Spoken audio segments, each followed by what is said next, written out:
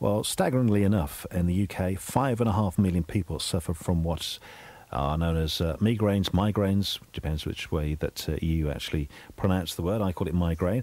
And acupuncture is something that is actually helping lots and lots of people. And a guy that practices acupuncture here in the West is Tom Kennedy. He's my guest this morning. Tom, thanks very much for coming in this morning. Thanks for having me.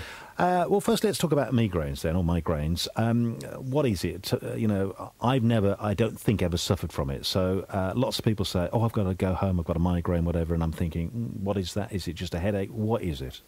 Well, a migraine is a type of headache which is recurrent and very severe, and often it comes with other symptoms, like visual disturbance is a common one, so double vision, that sort of thing, or what's sometimes described as an aura. And also you can even get as severe symptoms as nausea and vomiting, and it can last up to 3 days in really bad cases. So it's a really debilitating condition which... Are there any particular people, area of people who are prone to it more than others?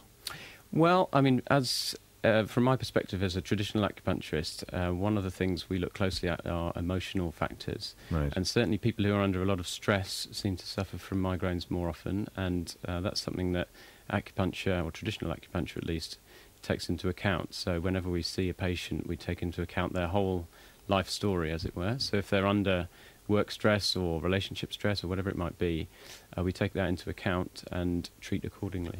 It's amazing, isn't it, that so many of the illnesses that we kind of label them illnesses that we suffer from is stress-related. Now, I actually have a sinus problem, and it does tend to be when I'm pretty stressed out. The sinuses flame up and flare up and all the rest of it, and I just know that I'm, going through a pretty tough time at the moment. It's your body talking to yourself.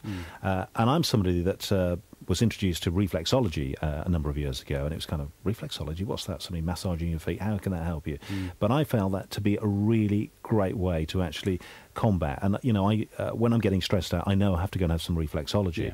So migraine then is in a way that it's stress related.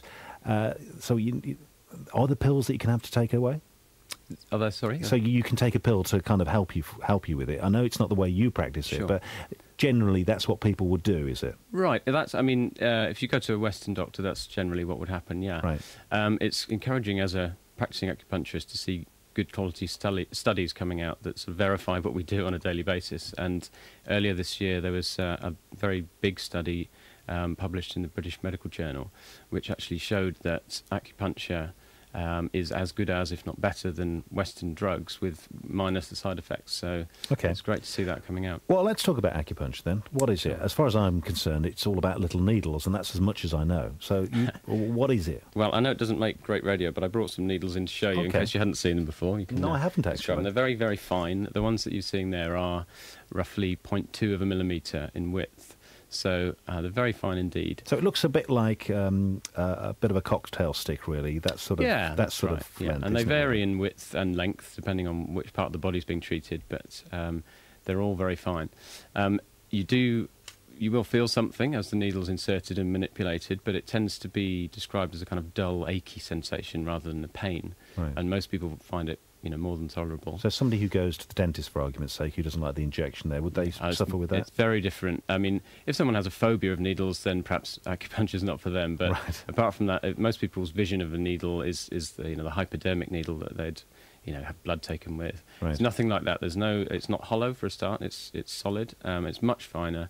So if it's nothing in comparison to a hypodermic needle. Okay, so that's the needle that's put in you there. Yeah. So what do you do? Where do you put it? Where does it help you? How does it help you? Well, I mean, as most people know, acupuncture comes, the style of acupuncture that's mainly treated in this country comes originally from China. There are two main schools of thought about how it works these days. There's the traditional concepts which I work with, which are to do with the flow of energy in the body. You've probably seen in some sort of high street Chinese shops the models or posters of the human body with channels running through them. Yep. On these channels are seen to be the acupuncture points that affect the flow of energy in the body. So whenever there's a blockage or a deficiency of the energy or whatever it might be, our job as an acupuncturist is to select the right points to kind of redress the balance and get that person back into a sort of working order. The other school of thought is the modern Western medical ideas, which are beginning to kind of come together now. There's a lot of studies going on all the time, but for example, there have been MRI scans done to show that there are areas of the brain that light up and switch off depending on which point you're needling. There are chemicals released in the body, such as endorphins, which are the sort of body's natural painkillers.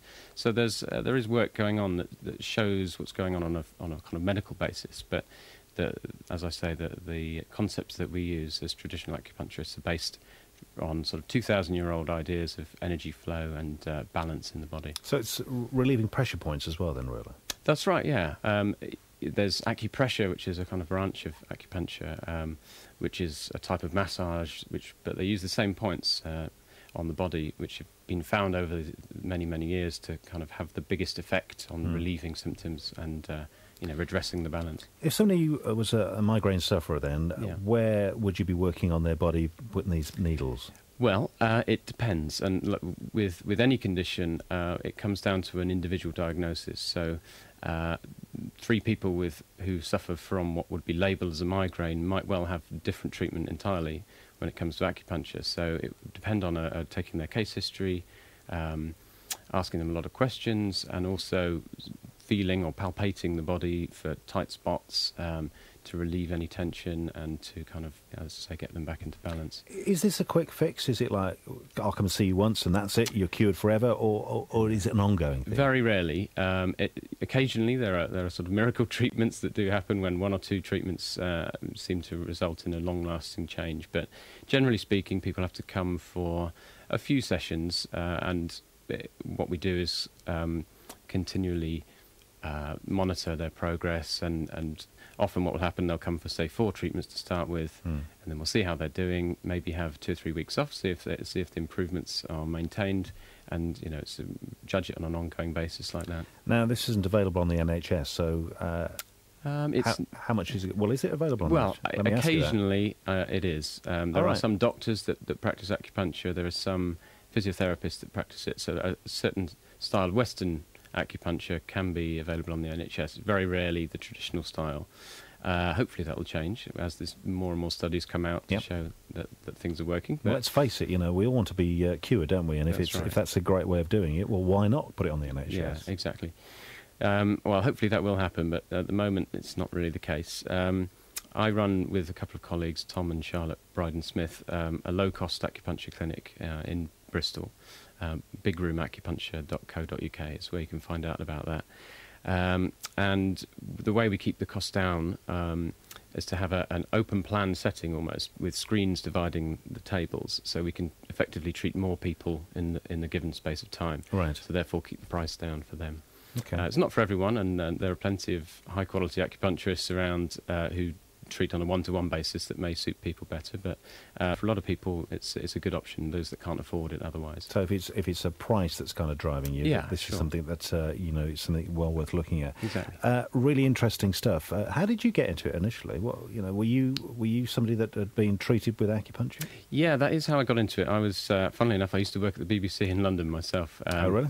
Nothing wrong with working at the BBC, escaped. but I did escape. It wasn't for me in the end, and at the time, when I was kind of weighing up my options, I had treatment myself for a couple of conditions, and I responded very well to that, and I just suddenly got interested and started reading up on it, and all these theories about energy flow and yin and yang all seemed very strange to me to start with. And in fact, in the early stages of my training, I almost stopped because I couldn't get my Western mind around these ideas. Right.